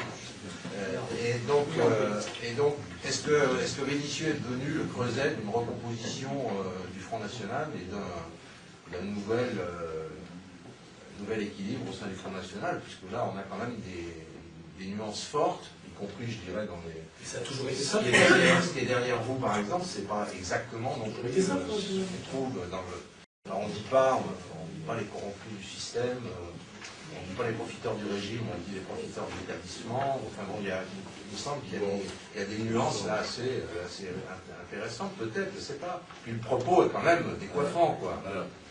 Alors, monsieur Fromentin, j'ai bien compris votre question, que je trouve très pertinente. Mais à qui s'adresse-t-elle? À vous. Comme vous l'avez bien compris, d'ailleurs. À vous, monsieur. D'abord, vous mangez parmi les historiques du Front National. Par rapport à moi, c'est certain. Par rapport à Alain Soral, c'est certain, mais vous me rendrez quand même cette justice que je n'ai pas toujours, et que je n'étais pas quand même, j'ai jamais été un membre de la droite bourgeoise, libérale, voilà, ça n'a jamais été tout à fait mon positionnement. Et que j'ai souvenir encore de certains titres à mon sujet du journal Libération, je ne sais pas, par exemple en 87, qui ne me rangeaient pas spécialement parmi les modérés sur le plan intellectuel ou sur le plan doctrinal. Ceci étant, je ne viens pas du tout des mêmes horizons que M. Soral, mais je trouve que c'est très judicieux de l'avoir invité ici à Vénissieux, pour les raisons qu'a indiqué M. Benedetti. Je pense que dans cette cité qui est encore officiellement dirigée par, disons, le communisme, enfin, voilà, le maire se dit membre du Parti communiste. Bon, c'est encore l'appareil du Parti communiste qui contrôle cette ville et depuis longtemps. Quoi de mieux que de faire venir quelqu'un comme Alain Soral, qui est capable de, précisément parce qu'il a vécu lui-même de l'intérieur, de décortiquer l'évolution du communisme et de témoigner de sa propre évolution personnelle. D'ailleurs, si je peux me permettre, je ne vous ai absolument pas dit que j'étais devenu anticommuniste. Je dis simplement le Parti communiste français, pour des raisons de survie en tant qu'appareil, a trahi progressivement ses fondamentaux. Voilà. Ce qui veut dire que moi, je ne suis pas anticommuniste, et d'ailleurs, je suis venu là sans me poser la question de savoir si j'allais aider à faire battre la communiste. C'est pas la question, je suis venu parce qu'on m'a invité. Je ne me suis pas trop cherché à savoir. Et moi, ce que j'aimerais aujourd'hui, c'est que les communistes honnêtes et intègres fassent cet effort qu'on a essayé de faire de l'intérieur du PC en 93, c'est-à-dire une union sacrée, comme De Gaulle avait réussi à le faire faire avec Jean Moulin, des gens qui ont voté ensemble sur des fondamentaux très importants comme le Maastricht, le nom de la Constitution européenne. Moi, ce qui m'étonne, c'est que je trouve finalement que les communistes sont beaucoup plus anti-fronts nationaux que les fronts nationaux ne sont anticommunistes aujourd'hui, en réalité. Je vois que moi, je prends beaucoup plus de coups de la part de sites comme Bernard Chao, qui sont en fait des officines du PC, qui m'insultent, avec des arguments, j'ai lu sur la Chao, comme argument que je m'étais brouillé avec ma sœur, vous voyez, des trucs, mais d'un niveau catastrophique pour des gens qui sont censés être formés à l'école du marxisme. C'est-à-dire que je prends beaucoup plus de coups de la part de ces gens-là. Or moi, je viens dire, je ne suis pas du tout anticommuniste, je ne viens pas là pour parler du goulag ou ce genre de conneries qui ne m'intéressent absolument pas. Je dis simplement aujourd'hui, le monsieur qui est maire de cette ville, dont je ne connais pas le nom, qui est encore au PC, doit être lui-même très malheureux s'il est resté profondément communiste, de voir la direction du parti avoir autant rusé, autant trahi par rapport à des fondamentaux auxquels il croit. C'est ça, moi, que je dirais. Hein. Vous vous référez beaucoup au Parti communiste, mais dans tout ce que vous avez dit, dès lors qu'on connaît un tout petit peu le courant et les proximités que vous aviez, qui sont les vôtres, je trouve que vous avez cité des noms qu'on connaît quand on s'intéresse à la politique, pas forcément à Vénissieux. D'ailleurs, je ne suis pas sûr que le site de Vélaction, par exemple, fasse l'objet de consultations quotidiennes à Vénissieux. Non, mais je vois, ils sont acharnés contre moi. Je ne suis pas sûr que... Pardonnez-moi, mais c'est vrai. C'est pas vraiment ce qui m'intéresse. En revanche, je constate que vous avez coupé la parole à M. Golnisch, et ça me trouble, parce que, d'une part, il n'est pas du genre à se laisser couper la parole. Monsieur, je suis irénique. Et d'autre part... Vous n'avez pas vu. Non, continuez, monsieur Fromentin. D'autre part, j'aimerais bien avoir une réponse à la question, quand même. Est-ce un Front National de type nouveau, et en ce sens, cette conférence fera date, Parce que des conférences dans lesquelles des questions théoriques ont été posées dans le Front National, on en a connu un certain nombre. Il y a eu à Lyon en particulier une richesse de débats internes, souvent, ma foi, qui était assez publique, ou en tout cas dont on pouvait percevoir les enjeux assez publics. Il y a ici des personnes, je peux me qualifier aussi de journaliste historique au sens où j'ai un petit peu d'ancienneté, mais il y a ici des gens qui ont vécu aussi des batailles politiques, théoriques, etc. Tout à fait. Mais d'une part, en général, ça ne se passait pas sous forme de conférence de presse, pardonnez-moi, mais c'est original, je note. Et d'autre part, je reste, moi, préoccupé par la question de l'identité du Front National dans cette circonscription et dans la bataille politique qu'il va mener. Ou alors, il faut nous expliquer que le discours de Valmy est un discours refondateur et qu'il y a au Front National maintenant non plus simplement des problèmes de changement de look de tel leader, mais qu'il y a des changements fondamentaux et la théorisation d'un nouveau cours au Front National. À ce moment-là, il faut y aller, quoi. Si c'est ça, il faut le dire. Et à ce moment-là, ce genre de réunion a un intérêt. Sinon, pardonnez-moi, mais il y a un côté un peu pittoresque et... Monsieur Fromentin, vos jugements sont parfaitement libres. Hein, je ne sais pas... C'est une question, vous savez. Vos jugements sont parfaitement libres. Moi, je crois qu'il y a à la fois... alors, je vais citer, moi, c'est ma référence plus que Marx, hein, je vais citer l'écriture. Dans des outres anciennes tirons du 29. Il y a une constante quand même dans la démarche du Front National. Il y a eu cette constante de s'adresser à un électorat qui votait pour des partis dits de gauche parce qu'il était révolté par l'injustice sociale. Moi, la première campagne que j'ai faite a été la campagne cantonale de Vaux-en-Velin, dans laquelle mes seuls militants étaient d'ailleurs un ouvrier portugais, un policier, un agent, un sergent de l'île, marié à une portugaise et deux harkis. Bon.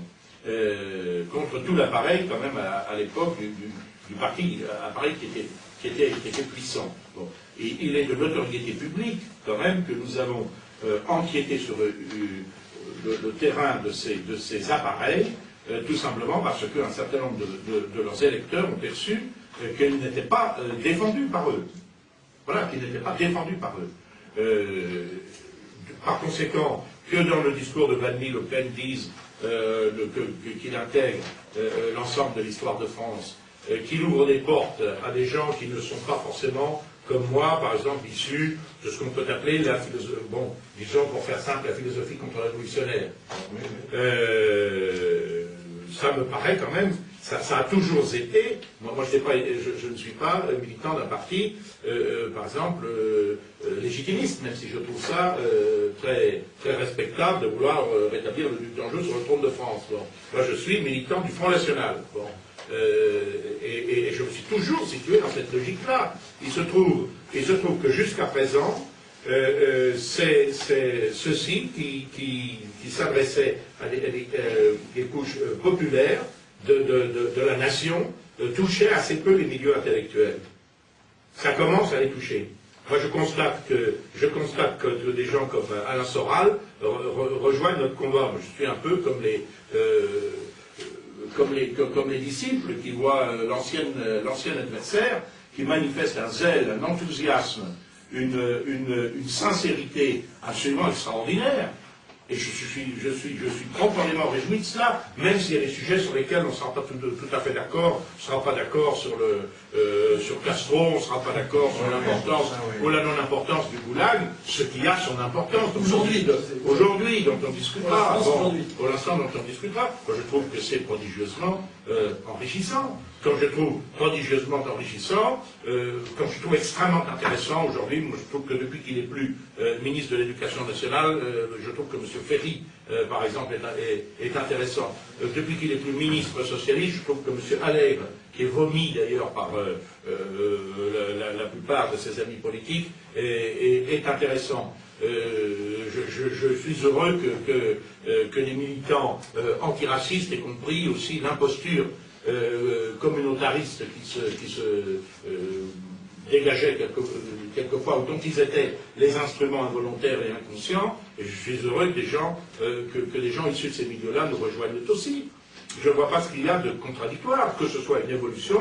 Je trouve que c'est quand même assez significatif. Puis je trouve ça significatif que c'est vrai que moi j'avais dit, quand on a dit on invite Alain Soral, j'ai dit très bonne idée, faites ça dans notre local, il y aura plus de place. Bon, notre ami Benedetti, qui est candidat ici, qui inaugure ce local, ben, jusqu'à présent il n'y avait pas de local du Front National à Vénissieux. Excuse mon cher Alain, parce que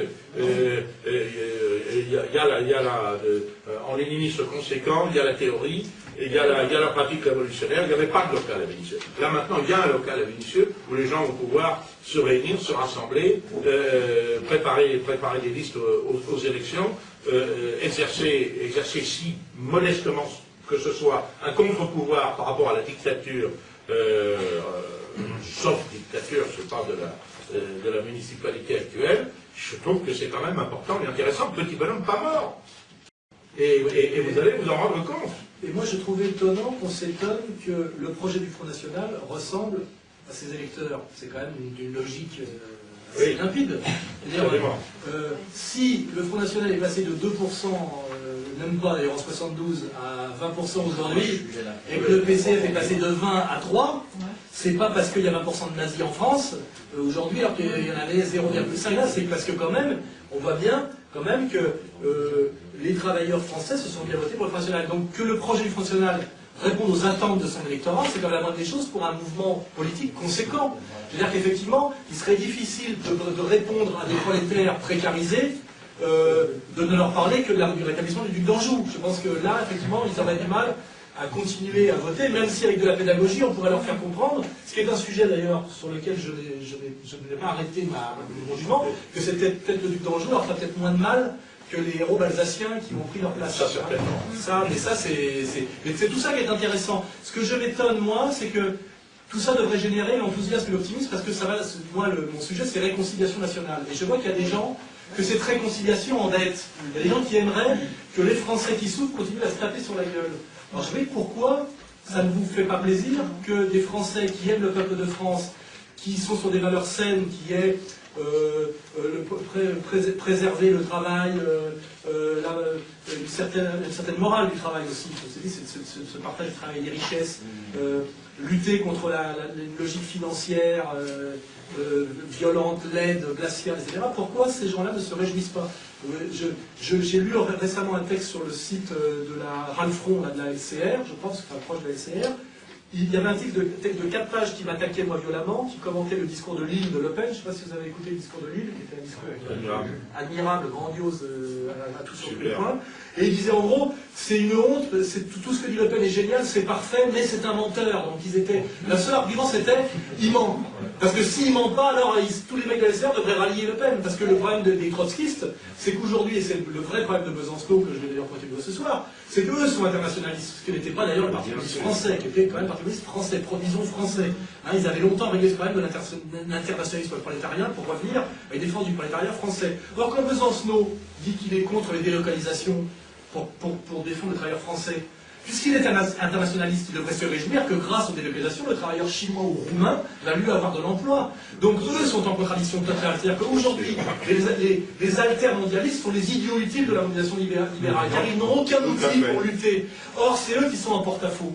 Et moi, je vois que le PCF, s'il allait jusqu'au bout de sa logique, serait encore plus nationaliste aujourd'hui, puisqu'il admettrait effectivement que la nation devient le cadre qui protège les acquis sociaux.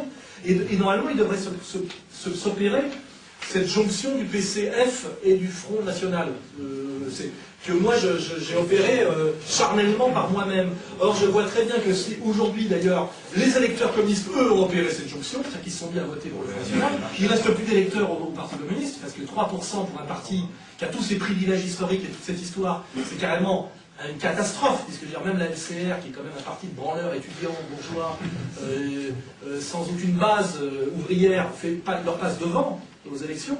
C'est ça le problème. Le problème, il est au PC, il n'est pas au Front National. Je veux dire, et moi, je ne suis pas du tout pour que se réjouir d'avoir exterminé un ennemi historique, ou moi, me présenter comme un type qui serait passé d'un à l'autre. Je dis que les choses ayant changé et évolué en France, normalement, il devrait y avoir une espèce de fusion au nom des intérêts bien sentis du peuple de France, de deux courants qui me paraissent aujourd'hui se rejoindre sur des tas de points, puisqu'ils ont fait campagne pour le non à la Constitution européenne, campagne pour le non à Maastricht. Et ce qui m'étonne, c'est qu'il y a des gens que ça gêne. Et pourquoi ça les gêne? Parce que ça touche à leurs privilèges, ça touche à leurs préjugés, et qu'ils ne veulent pas admettre qu'ils se sont trompés, et que ces erreurs aient aussi leur confort. Voilà. Donc je vous dis, messieurs, ou monsieur, renoncez à votre confort, renoncez à vos préjugés, et rejoignez-nous. Voilà. Moi, je voudrais répondre aussi. Car moi, j'ai mis en danger mon confort et mes préjugés pour établir un dialogue avec les journalistes, avec Alain Sorisson, vous voulez dire, oui, le protectionnisme économique que le Front National a été l'un des premiers à défendre depuis longtemps, qu'aujourd'hui il est arrivé par toute la classe politique. Donc l'illustration, elle est bien de dire aujourd'hui que le Front National est en train de gagner sur le terrain des idées. La gauche ne progresse plus parce que sur l'électorat ne se trouve pas défendu notamment sur le sujet de l'immigration. Et c'est bien une victoire des idées du Front National qui fait que les gens viennent petit à petit. Moi, c'est comme ça que je l'interprète. On voit bien qu'aujourd'hui, tous les partis politiques pillent le Front National, c'est quand même scandaleux, tout en continuant à le montrer du doigt et à le diaboliser. Et ce qui est incroyable, c'est que Sarkozy est aujourd'hui évidemment à la droite de Le Pen sur tous les sujets. C'est une évidence.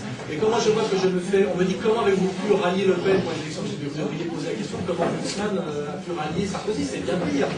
Car pour moi, selon mes critères à moi, et qui sont les critères des intellectuels de gauche, Sarkozy est à l'extrême droite de Le Pen. Hein. Et ce qui est bizarre, c'est que on fonctionne sur des fondamentaux qui sont totalement en carton-pâte, qui sont totalement faux aujourd'hui, qui sont totalement obsolètes, hein, caduques, pour employer le mot en français de Yasser Arafat. Et on voit bien des gens qui sont arc-boutés sur des comment dirais-je, des catégories qui leur permettent tout simplement de continuer à manger. Hein. À un moment donné, tout est vermoulu, ça ne tient plus, on fait semblant d'y croire encore, parce que sinon, d'un seul coup, on est dans l'aventure. Et à la limite, on voit soi-disant des anciens, ou soi-disant des gens qui ont fait profession des révolutionnaires, se porter au secours de l'establishment, se porter pour défendre le système en disant mais Soral, d'ailleurs dire cette discussion est surréaliste. Eh ben, en quoi le surréaliste pourrait gêner un intellectuel de gauche communiste? Excusez-moi. Ce sont des anciens compagnons de route. Ainsi, le surréalisme aujourd'hui est au Front National, et que je peux être le vecteur de cette entrée du surréalisme au Front National, et qu'il y a un surréalisme au Front National, tant mieux. Où est le problème? On dirait qu'il y a un a priori transcendantal essentialiste, c'est que si c'est le Front National, c'est pas possible. Voilà. La société métissée est en train de s'écrouler, il se bat contre. Il a totalement raison. Lui a le droit de le dire, pas d'autre. Voilà, non, lui se permet de le dire parce qu'il a un peu de courage.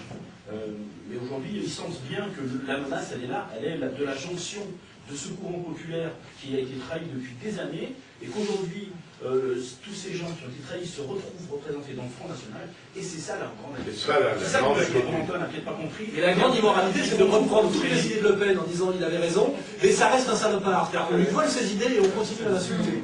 Et ça, moi, en tant que moraliste, à un moment donné, je me suis dit, attends, soit Le Pen se trompe et c'est un salopard, soit il a raison et c'est pas un salopard. Mais dire, il a raison mais c'est un salopard, et qu'on dit pourquoi? Parce que c'est Le Pen, c'est-à-dire que là, on est dans une tautologie, c'est scandaleux. Or, voilà la réponse de nos adversaires, si je peux employer le nous ce soir, ils n'ont plus aucun argument. Et le dernier argument, c'est de dire, oui, mais de toute façon, il ment, il est quelqu'un d'autre. Je dis, attendez, d'ailleurs, à ce moment-là, on peut faire cette critique, et on peut faire ce procès d'intention à tout le monde. C'est-à-dire, je veux dire que, quand je vois Le Pen, je m'y suis intéressé récemment, dès les années 50, il est dans le transcourant, il s'intéresse à l'anarchisme, il a dès le départ des patriotes d'outre-mer avec lui, etc. Il n'est pas... l'agent du système. Il n'est pas et il n'est pas un mec d'extrême droite conservateur typique. Il a même surtout eu beaucoup de problèmes avec sa droite plutôt qu'avec sa gauche. Je veux dire, donc c'est faire ça. Un journaliste qui soi-disant est un professionnel de la critique du lepénisme et qui n'a pas compris qui était Le Pen, ou qui fait semblant de ne pas le comprendre, il y a un problème. Soit il n'a pas le niveau, soit il ment. Parce que je veux dire, Le Pen, pour moi, est plus un anarchiste de droite quelque part dans sa sensibilité qu'un fasciste, au sens d'ailleurs, n'oublions pas que le fascisme est un mot qui a été créé par les gens comme nous, c'est-à-dire par le Comintern en 1945, pour désigner du doigt tous les ennemis du socialisme international. Donc c'est des mots qui ont été vidés de leur substance, c'est des mots qui vont faire de l'étymologie, et il faut se méfier de toutes ces icônes, enfin de tous ces... On est dans l'incantation, systématiquement maintenant, on est dans la scolastique, et moi je refuse la scolastique marxiste, c'est-à-dire... dis Marx, c'est un travail en permanence sur l'histoire qui change, et c'est la théorie des transformations, c'est une pensée hegelienne. Et donc, n'oublions pas que Marx n'a rien écrit sur la révolution russe, il était mort 30 ans au moins avant. Et je vous dis, si Marx était là aujourd'hui, je le dis parce que ça ne coûte rien et c'est amusant, il appellerait à voter Le Pen. J'en suis persuadé, je m'amuse de ça. Et c'est pareil de l'autre côté. Mais le débat est ouvert et il n'est pas là pour y répondre. Mais c'est intéressant, c'est un vrai sujet. Et une chose qu'on oublie tout le temps, c'est qu'au Front National, depuis 30 ans, il y a des anciens du Parti communiste. Hein? Moi, je suis de la jeunesse communiste. Et je suis depuis 80 au Front National. Alors ça prouve bien que ce que dit Jean-Marie Le Pen aujourd'hui, le problème, il est là. Je pense que ça gêne le système d'admettre ces choses. La question de Corentin aussi révélatrice d'un certaines déformations intellectuelles journalistiques qui veut absolument classer les gens dans des cases. Or, les Français, c'est pas un militant, c'est pas un idéologue, c'est quelqu'un qui résonne avec sa propre mentalité. Les électeurs du Front National, c'est des milieux ouvriers, c'est des milieux de toute couche sociale, et donc ces gens-là, ils ont quand même un bon sens. Même Moretti a admis tous les journalistes les plus hostiles au Front National, qui sont allés à la rencontre du Front National réel, que ce soit Moretti ou que ce soit même celui qui m'a fait un article dans le Nouvel Obs la semaine dernière, Askolovitch, ils l'ont admis, parce qu'à un moment donné, on ne peut pas dire que tous les gens portent des masques, je veux dire, vous n'êtes pas des... Sinon, on est dans un film de science-fiction américain, c'est-à-dire qu'en fait, vous êtes c'est les envahisseurs, quoi. En réalité, vous êtes d'autres... On voit bien que vous êtes le peuple de France, vous êtes des petits gens, des braves gens. J'ai pas vu de potes, j'ai pas vu de gens porter des têtes de mort, j'ai même pas vu un skinhead. Laissé au placard. Même si on a un, ça fait jamais que. Et ces choses-là emmerdent terriblement. En fait, quand ces gens, le monsieur est parti d'ailleurs, c'est étrange, la discussion ne l'intéresse plus. Quand ils se rendent compte que le Front National n'est pas un parti de brillants, de fachos, germanophiles, plutôt de se dire je me suis trompé, et là ils sont dans une espèce de délire parce qu'ils ne veulent pas se remettre en cause. Et à un moment donné, ils se disent c'est emmerdant, le Front National n'est pas ce que je croyais, comment je vais m'en sortir? Pareil, soyez honnête, donc la vérité. Le monsieur est parti parce qu'il avait un autre rendez-vous. Il l'a pas eu. Il est au moins, lui est au moins venu. Il y aurait dû avoir 40 journalistes. Non, mais il s'est excusé quand même. Non, absolument. Absolument. Absolument. Mes chers amis, je crois que nous allons pouvoir poursuivre cette discussion, et la poursuivre à bâton rompu, puisque Alain Soral nous fait l'amitié de rester encore. Je voudrais, peut-être avant de laisser Yvan Benedetti conclure, d'abord témoigner à Alain Soral de toute ma sympathie et de toute mon admiration. Puisqu'il fait partie de ces gens qui ont un courage extraordinaire de revenir sur une démarche qui a été la leur, d'aller directement à la rencontre de la bête immonde, de voir par eux-mêmes, et le courage extraordinaire de témoigner. Et ça, je crois que c'est un hommage qu'ils rendent à la vérité. C'est le seul, c'est peut-être ce qui nous distingue, et ce qui fait que moi je ne suis pas marxiste, c'est la conception relative que le marxisme a de la vérité à travers la dialectique, mais ça, c'est un sujet, il faut bien qu'on ait encore des sujets de discussion, parce que je pense qu'on en a pour des jours, des semaines, des années, bon. passer après le problème des signatures. Il va passer après le problème des signatures, lequel reste évidemment le problème essentiel. L'histoire du sexe des anges. Et nous sortons d'en prendre et nous y allons encore demain. Je crois que aussi c'est absolument formidable qu'il y ait ici à Vénissieux une permanence. Ça veut dire qu'on va avoir, je vais parler en termes qui vous sont familiers, mon cher Alain, on va avoir ici une cellule à partir de laquelle on va pouvoir se former, à partir de laquelle on va pouvoir travailler, à partir de laquelle on va pouvoir contester. C'est un domaine où le Front National peut beaucoup apprendre, c'est au niveau de la discipline d'organisation. J'en suis sûr. Et Madame Bourri ne vous démentira pas. Notamment. Elle n'est pas la seule. Voilà. Je voudrais saluer également nos amis du FNJ, et en particulier son directeur national, Alexandre Roulet. C'est pas où il est, ah le voilà, voilà.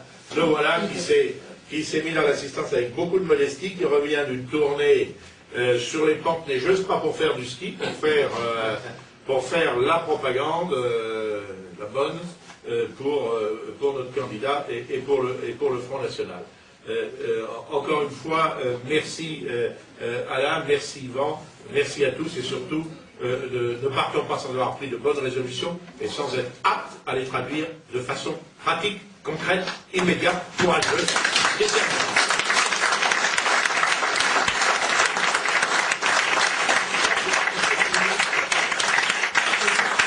Encourage à poursuivre la discussion si vous voulez autour d'un verre puisque nous allons ouvrir le bar ensemble.